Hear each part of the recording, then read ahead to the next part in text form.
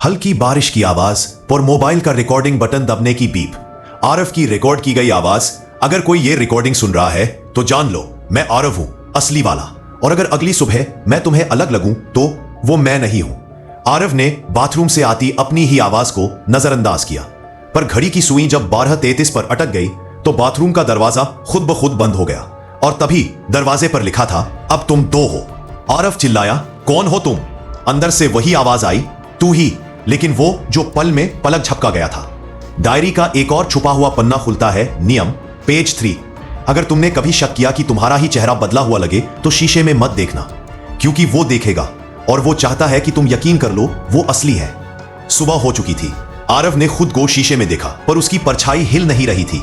परछाई अब खुद को मुस्कुराकर छू रही थी। वो उसकी नकल नहीं कर रही थी, वो अपनी मर्जी से हिल रही थी। आरव ने कमरे से भागने की कोशिश की, पर कमरे का हर शीशा अब एक दूसरी हकीकत दिखा रहा था। एक में वो जल रहा था, दूसरी में उसकी आंखें काली थी और पीठ पर किसी और की परछाई थी। मोबाइल वाइब्रेट्स, एक और कॉल, लेकिन इस बार वीडियो कॉल। कॉलर आईडी तुम। अरव कांपते हाथों से वीडियो कॉल उठाता है। स्क्रीन पर वही अरव बैठा है, वही बिस्तर, वही कमरा, पर उसकी आंखें खाली है। देखो अरव, तुमने नियम तोड़े, अब मैं ही तुम्हारी जगह लूंगा। और सबसे बड़ा मजाक यह है, अब तुम्हें भी नहीं पता असली कौन है। मोबाइल की रिकॉर्डिंग फिर से ऑन। मैं जा रहा हूं उस जगह जहां सब शुरू हुआ था, वो पुरानी हवेली, 4थी मंजिल का कमरा। अगर मैं वापस ना आऊं तो उस दरवाजे को कभी मत खोलना। सीढ़ियां चढ़ने की आवाजें।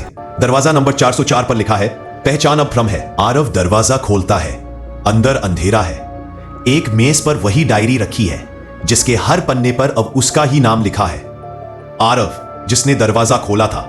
आरव, जिसने दरवाजा कभी बंद नहीं किया।